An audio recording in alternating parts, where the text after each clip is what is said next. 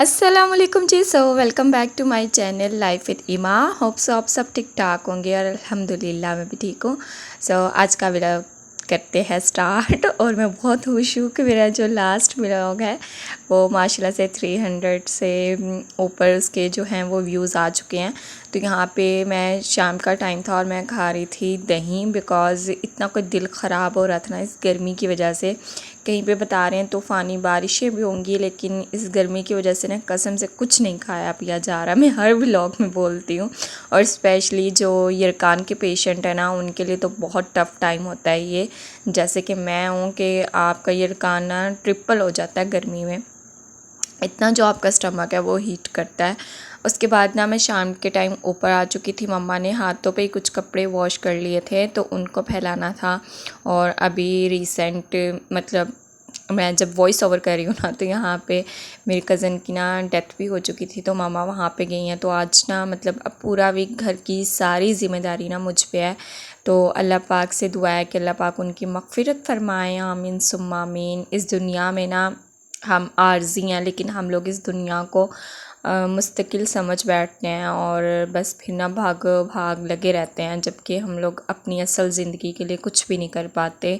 और आज इतना इस बात ने ना मुझे डीपली मुझे सोचने पे मजबूर कर दिया कि यार हम लोग किस लिए आगे पीछे भाग रहे हैं, किस लिए हम लोग इतनी मेहनतें कर रहे हैं, जबकि जो चीज़ हमें जो इनाम हमें मिलना है ना उसके लिए तो हमने कुछ भी नहीं किया हुआ। आप सब ने शायद कुछ ना कुछ किया हो, बट जब मैं अपने बारे में सोचती हूँ ना तो मुझे लगता है कि यार मैं तो इस दुनिया में अल्लाह पाक की ना सबसे गुनहगार बंदी हूँ। कि पता नहीं, मुझे कभी कभी ना ऐसा फ़ील होता है कि पता नहीं यार हमें कब्र की जो मट्टी है वो भी कबूल करेगी कि नहीं करेगी ना।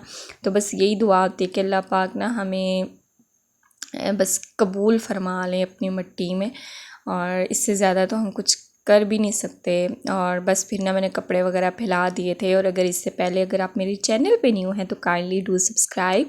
और आज मैं आपके साथ शेयर करने जा रही हूँ बहुत ही अफेक्टिव और 100% रिज़ल्ट जो मेरी ख़ुद की आजमाई हुई है ना टिप वो शेयर करूँगी। जिनको ओपन पोर्स एक्नी का मसला है ना वो मुझसे पूछें, जिसने 8 साल एक्नी को बर्दाश्त किया और फिर उसके बाद ओपन पोर्स और एक्नी के जो निशान थे उनको सहा, लोगों की बातें ताने सुने, और अपना कॉन्फिडेंस जो था ना वो भी इतना मैंने अपना खो दिया था। तो उसको बहाल करने के लिए मैंने यहाँ पे लिया हुआ है एक खीरा, और उसको मैंने वॉश कर लिया था। उसके जो मैंने छिलके थे ना वो पील ऑफ नहीं किया। और एक टमाटर, और इसको मैंने अच्छे से ब्लेंड कर लेना है। सिर्फ ज़रा सा मैं इसमें पानी डालूँगी, बाकी जूस इनका अपना ही होगा। और इसके आइस क्यूब बना के ना आपने डेली रात को सोते हुए 1 या 2 आइस क्यूब अपने फेस पे रब करने हैं और फिर सो जाना। फेस को वॉश नहीं करना। और फिर आप देखिएगा कि 2 हफ्ते में ना आप खुद अपनी चीक्स को देख के ना जहाँ पे ओपन पोर्स हैं आप हैरान हो जाओगे। और ये मैं अपना आजमाया हुआ तरीका बता रही हूँ, और आप देख सकते हैं कि मैंने पहले बना के यूज़ किया हुआ है और अब वो कम पड़ गया था तो मैंने फिर दोबारा बना लिया। पहले वाला रेड इसलिए क्योंकि मैंने उसमें ना कुकम्बर के छिलके जो थे वो पील कर लिए थे, लेकिन इस पर मैंने नहीं किया। और अब मैं इसको फ्रीज़ कर दूँगी।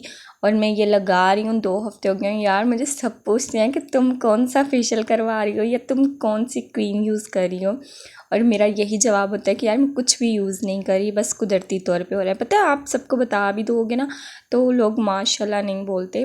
और लेकिन आपके साथ मैं इसलिए शेयर कर रही हूँ कि क्या नाम है, आप लोगों ने तो आगे से कोई अच्छा रिस्पॉन्स ही देना ना, लेकिन जो वो लोग जिन्होंने पहले मुझे इतनी बातें सुनाई थी ना, अब तो मेरा दिल ही नहीं करता मैं उनको कुछ बताऊँ कि मैं ये यूज़ कर रही हूँ। तो कोई क्रीम, कोई सन ब्लॉक, कोई विटामिन सी का सीरम लगाना छोड़ दें, बस ये चीज़ें यूज़ करें जो बेनिफिट भी देती हैं और हर्बल भी हैं। उसके बाद ना ये कैजीज़ आ चुके थे बर्ड्स के, और माशाल्लाह माशाल्लाह इतना कोई हैवी था।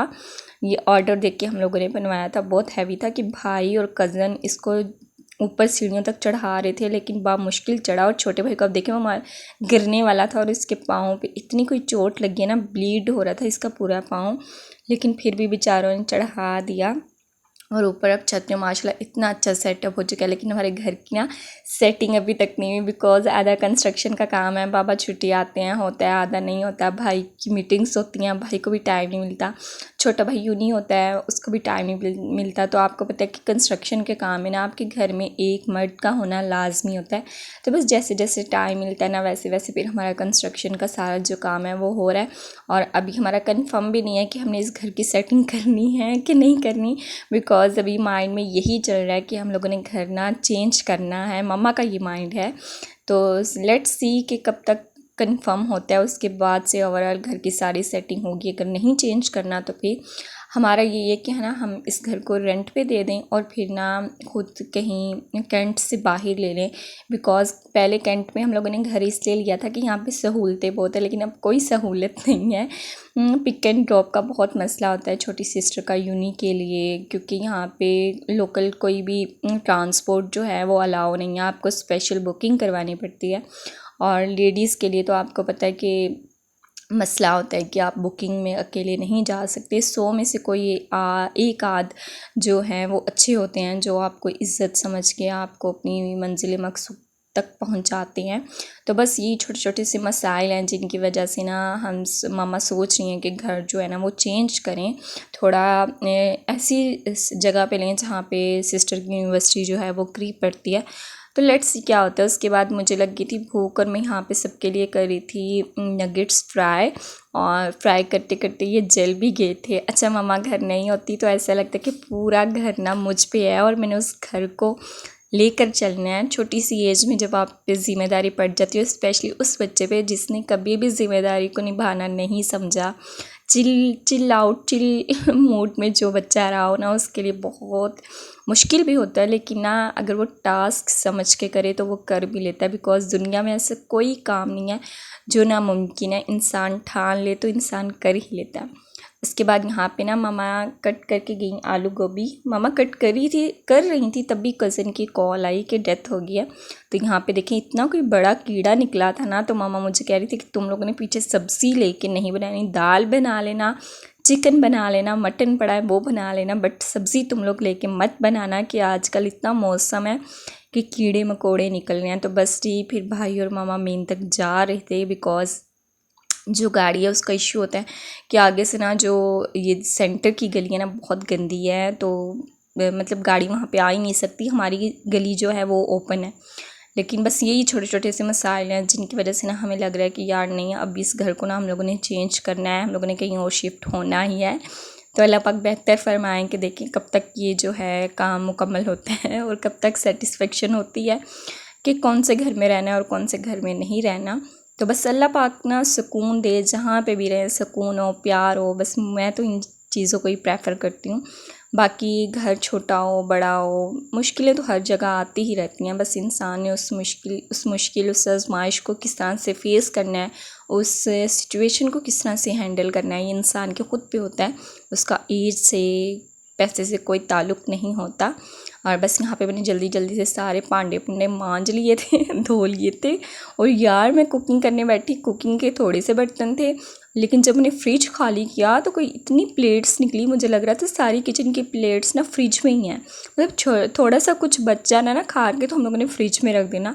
तो इतने बर्तन हुए थे ना, मैं कह रही थी यार यही मैं किसी और के घर धो आती, मेरी दिहाड़ी नहीं लग जानी थी। तो मैं कह रही थी कि मम्मा को कहूँगी मम्मा व्लॉग देखना मेरा कि मैंने कितने बर्तन धोए हैं। और अभी तक मैंने नेल पेंट भी रिमूव नहीं की, मैंने कल की लगाई हुई है। तो मैं सोच रही थी यार आज रात सोने से पहले ना मैं इसको रिमूव कर दूँगी, बिकॉज़ ये स्टूडेंट ने मुझे एक बात की थी और माशाल्लाह बहुत अच्छी बात की थी कि मैम आप ना नेल पेंट मत लगाया करें कि जब सडन अगर हमारी डेथ हो जाती है तो नेल पेंट रिमूव नहीं होती। तो मैंने इस बात पे बहुत अमल किया था और मैं बहुत कम नेल पेंट लगा रही हूँ आजकल। कहीं जाना हो तभी मैं लगाती हूँ, वरना मैं नहीं लगाती। लेकिन मुझे लग रहा है कि मैं अब इसको रिमूव कर दूँ। फिर ऊपर मैं आ गई अपने चूचू मुचू के पास, और इनकी चूचू मुझे इतनी प्यारी लगती है ना, माशाल्लाह माशाल्लाह माशाल्लाह। अब तो कबूतर भी आ चुके हैं, अभी हमारी पर्शियन कैट भी आने वाली है तो वो भी आपके साथ शेयर करूँगी। और अभी ऊपर प्लांट्स भी लगने हैं, मतलब कि पूरा एक चिड़ियाघर, किचन गार्डन, आपको सारा व्यू देखने को मिलेगा। लेकिन उसके लिए आपको वेट करना पड़ेगा, बिकॉज़ स्लोली और ग्रेजुअली सारे काम जो है ना वो हो रहे हैं। और भाई भी लगे हुए हैं, अब देखें, क्योंकि भाई ने अपना काम भी करना होता है मीटिंग, और उनकी मीटिंग्स तो सारी रात के टाइम ही स्टार्ट होती हैं और दिन को उनका ऑफ होता है, तो नींद भी तो पूरी करनी होती है उन्होंने। और बस फिर ना मैं ऊपर आ गई थी क्योंकि अकेली थी, घर में कोई भी नहीं था। भाई मामा गए हुए थे, छोटे दोनों बहन भाई यूनिवर्सिटी थे।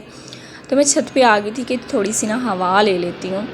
और अब रात को मैं वॉइस ओवर कर रही हूँ और फ़्लाइट जो है वो गुज़र रही है और मुझसे ना ये डोर बंद नहीं हो रहा था। और रात को फिर मौसम असर के टाइम ना, असर मगरिब के दरमियान इतना कोई अच्छा बना हुआ था कि अचानक से आंधी चली और मुझे लग रहा था बारिश होगी। काली घटा, आसमान ना भर चुका था काली घटाओं से, लेकिन अचानक से फिर टल गई। तो फिर हम लोग ऊपर साथ आंटी आ गई थी तो वो भी बैठ गई। तो मैंने कहा चले मेरा टाइम जो है ना वो अच्छे से पास आउट हो जाएगा, बिकॉज़ अकेले ना मुझसे नहीं रहा जाता। और यहाँ पे मैं पाँव पे इतने कुछ छाले पड़ गए थे ना, जूती पहन के गई थी।